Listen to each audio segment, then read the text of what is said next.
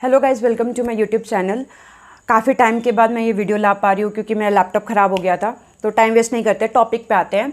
Internship and placement trauma. Actually जो अभी second year में है वो उनकी इंटर्नशिप अगले साल स्टार्ट होगी, और जो अभी थर्ड ईयर है फोर्थ ईयर में उनकी इंटर्न या फिर प्लेसमेंट सीजन स्टार्ट हो गई होगी, या तो वो अप्लाई करना स्टार्ट कर चुके होंगे। तो मैं उनको एक हेल्प करना चाहती थी ताकि वो इस स्टेज में पैनिक ना करें।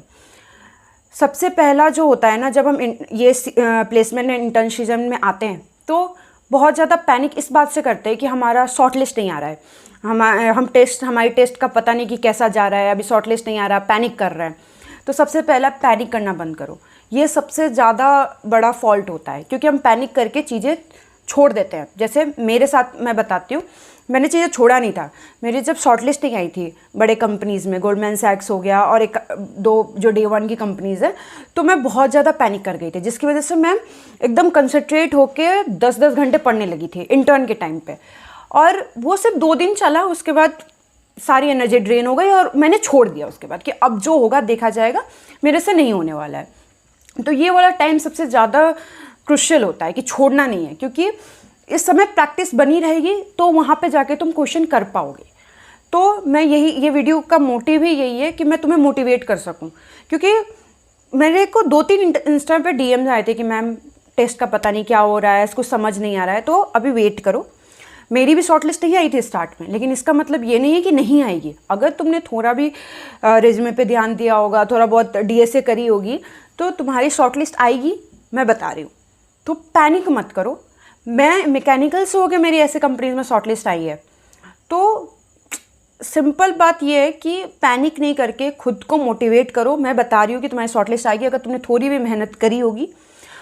और थोड़ा सा एक रियलिटी चेक देती हूँ मैं प्लेसमेंट और इंटर्न का, कि प्लेसमेंट और इंटर्न में जो शॉर्ट लिस्ट आती है ना, वो मैं बताती हूँ उसमें 30-40% लक भी होता है। हाँ, मैं मानती हूँ मेहनत होता है, पर 30-40% लक भी होता है। तो तुम बोलोगे कि क्या फिर हम छोड़ दें, सारा लक बेस्ड पे?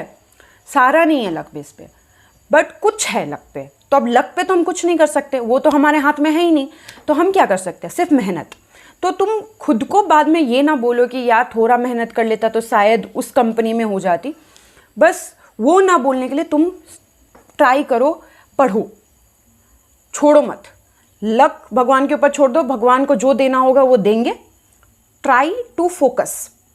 जितना पढ़ रहे हो पढ़ो और पैनिक मत करो। शॉर्ट लिस्ट आनी होगी, वो आएगी, वो तुम्हारे हाथ में नहीं है, ठीक है। और अगर तुम ऑफ कैंपस अप्लाई कर रहे हो तो ऑफ कैंपस में थोड़ा ऐसा होता है कि जिनकी रेफरल होती है वो दूसरे एप्लीकेंट से ऊपर चले जाते हैं। तो ट्राई करो थोड़ा रेफरल ढूंढने का, तब अप्लाई करने का ट्राई करो, क्योंकि तुम्हारी एप्लीकेशन वो देख ही नहीं रहे। तुम थोड़े बहुत स्टार्टअप्स में देख रहे हो तो वहाँ चलेगा, लेकिन अगर बड़े एमएनसीज में देख रहे हो तो वहाँ रेफरल बहुत काम करता है। तो आई विल फोकस कि पहले अपना जो प्रैक्टिस कर रहे हो उसको रोकना मत, पैनिक मत करना, कंटिन्यू प्रैक्टिस करते रहो। प्रैक्टिस करते रहोगे, पढ़ते रहोगे, तो वहाँ जब इंटरव्यू में पहुँचोगे तो क्वेश्चंस हो पाएंगे, ऑनलाइन असेसमेंट में क्वेश्चंस हो पाएंगे।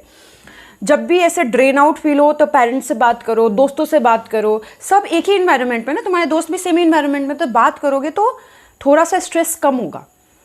तो और अगर फिर भी तुम्हें ऐसा लगता है कि मुझे ये डाउट हो रहा है, ये नहीं हो रहा मेरे से, तो तुम उसको कमेंट करो मैं उस पर वीडियो बनाऊंगी कि क्या नहीं हो रहा है तुमसे। मैं यहाँ पे तुम्हें गाइड करने के लिए हूँ। ये चैनल मैंने पढ़ाने के लिए नहीं, गाइड करने के लिए स्टार्ट किया है। तो तुम्हें कुछ भी दिक्कत हो प्लीज़ कमेंट करो और प्लीज़ सब्सक्राइब। Bye bye.